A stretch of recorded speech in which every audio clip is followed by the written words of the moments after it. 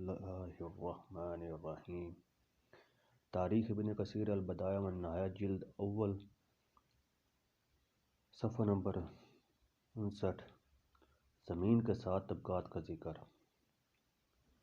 باب نمبر 3۔ زمین کے 7 طبقات کا ذکر۔ اللہ تعالیٰ نے فرمایا: اللہ الذی خلق 7 سماوات ومن الارض مثلہن یتنزل الامر بینہن لتعلموا ان اللہ علی کل شیء قدیر وان اللہ قد احاط بکل شیء علما۔ بخاری فرماتے ہیں کہ اس آیہ شرفیہ کی وضاحت کے سلسلے میں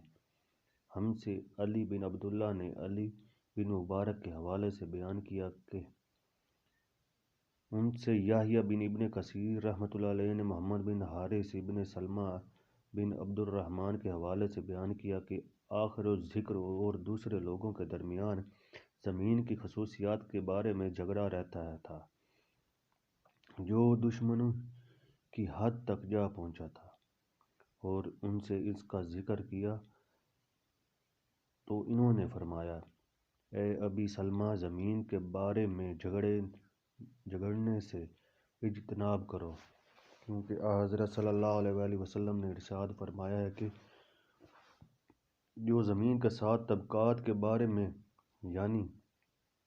ان کے بارے میں جو کچھ اللہ تعالیٰ نے فرمایا ہے اس کے متعلق جھگڑے کا فریق بنے گا، قیامت کے روز بطور سزا 7 زمینوں کا توق بنا کر اس کے گلے میں ڈال دیا جائے گا۔ ترجمہ مفہومی و تشریحی۔ بخاری رحمۃ اللہ علیہ نے اس حدیث مبارکہ کو کتاب المظالم کے تحت بھی درج کیا ہے،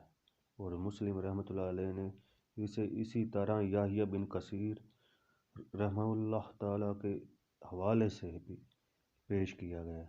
امام احمد رحمۃ اللہ علیہ نے اسے محمد بن ابراہیم کی زبانی ابن ابی سلمہ نیز یونس ابان یحییٰ بن ابی کثیر ابی سلمہ اور حضرت عائشہ رضی اللہ تعالیٰ عنہا کے حوالے سے اپنی مسند میں لکھا ہے۔ بخاری رحمۃ اللہ علیہ یہ بھی فرماتے ہیں کہ ان سے بشر بن محمد نے بیان کیا کہ آخر الذکر سے عبداللہ بن موسیٰ بن عقبہ سالم اور ان کے والد کے حوالے سے بیان کیا کہ آخر الذکر سے رسول اللہ صلی اللہ علیہ وسلم نے ارشاد فرمایا کہ جو شخص زمین کے اس حصے پر جو کسی دوسرے کا حق ہو غاصبانہ قبضہ کرے گا، زمین کا وہی حصہ قیامت کے روز زمین کے 7 طبقات بنا کر اس کے گلے میں ڈال دیا جائے گا۔ بخاری رحمۃ اللہ علیہ نے کتاب المظالم میں مسلم بن ابراہیم عبداللہ ابن مبارک کے حوالے سے بھی یہ حدیث پیش کر کے اسے مذکورہ بالا طور پر اور سے درج کیا ہے۔ نیز محمد بن سیرین کی زبانی عبد الرحمن بن ابو بکر رضی اللہ عنہ اور ان کے والد کے حوالے سے یہ حدیث بھی پیش کی ہے کہ حضرت صلی اللہ علیہ وسلم نے ارشاد فرمایا: زمین اپنی فطری حیت میں تخلیق سماوات کے دن زبانی اعتبار سے 12 مہینے کے عرصے میں تخلیق کی گئی۔ حضرت صلی اللہ علیہ وسلم کی مراد یہاں واللہ اعلم شاید ارشاد باری تعالیٰ اللہ الذی خلق 7 سماوات ومن الارض مثلہن سے ہوگی، یعنی عددی لحاظ سے زمین و آسمان دونوں 12 مہینوں میں پیدا کیے گئے،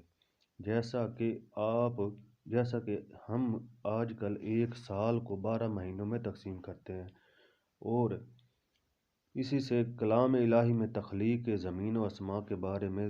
زمانی و مکانی مطابقت پائی جاتی ہے۔ بخاری رحمۃ اللہ علیہ نے یہ بھی بیان کیا کہ ان سے عبیدہ بن اسماعیل اور ابو اسامہ نے ہشام اور ان کے والد سعید بن زید بن عمرو اور نفیل کے حوالے سے بیان کیا۔ تاریخ ابن کثیر البدایہ والنہایہ جلد اول صفحہ نمبر 60 زمین کے 7 طبقات کا ذکر۔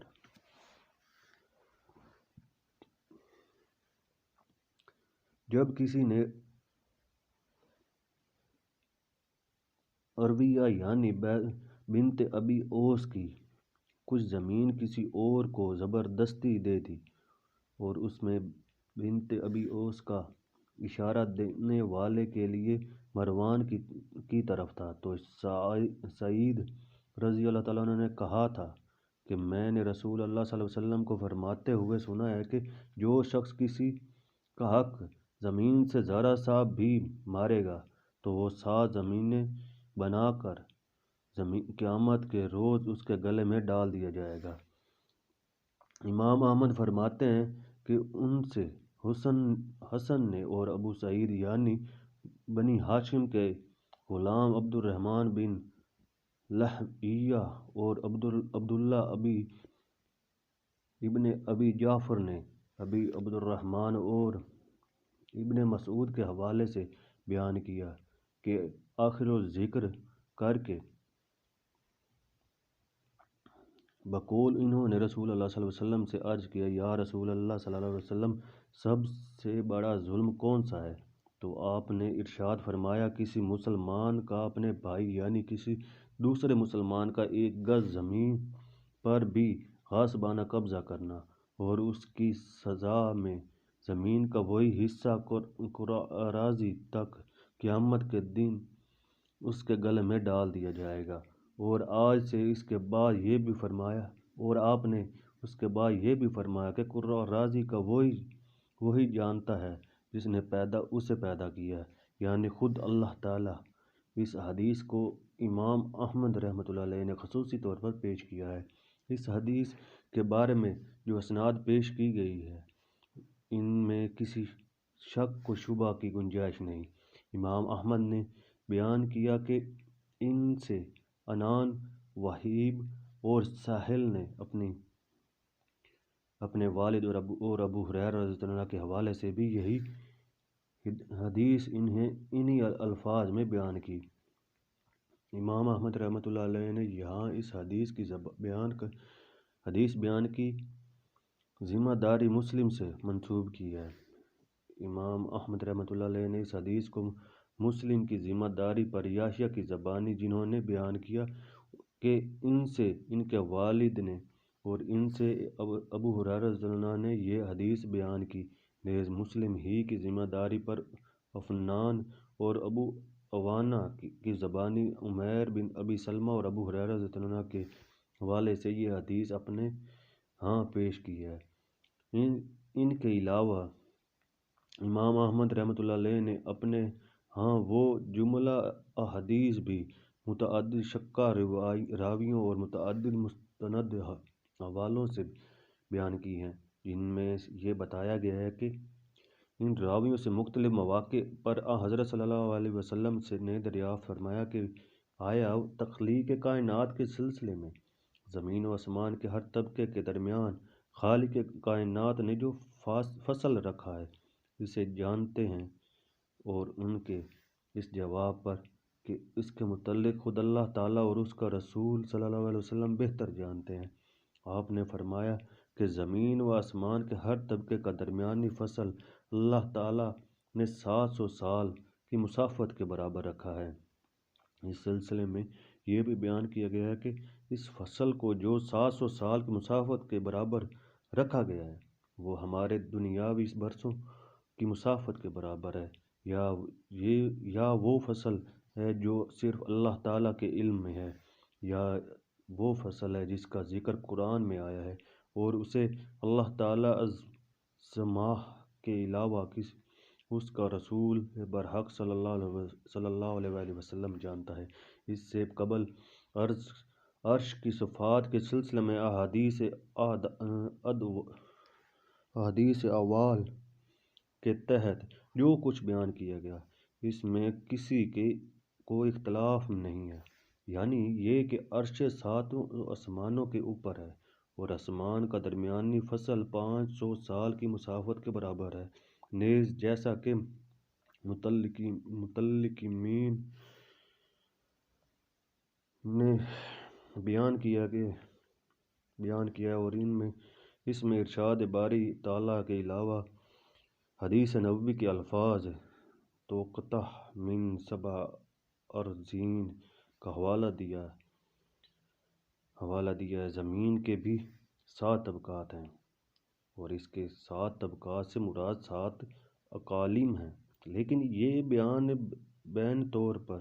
آیت قرآنی اور احادیث نبوی صلی اللہ علیہ وسلم جو دیگر مسند حوالوں کے علاوہ ابو ہریرہ رضی اللہ عنہ کے حوالے سے بھی صحیح طور پر بیان کی گئی ہیں، خلاف ہے اور اس کی کوئی دلیل پیش نہیں کی گئی، واللہ اعلم۔ ویسے جو احادیث پہلے بیان کی گئی ہیں اور ان میں زمین کے 7 طبقات کے بارے میں حضرت صلی اللہ علیہ وسلم کا ارشاد ہے کہ اس کے 7 طبقات ہیں، اور وہ مستند راویوں کے حوالے سے پیش کی گئی ہیں، نیز ان میں آسمانوں کے درمیانی فصل کے علاوہ زمین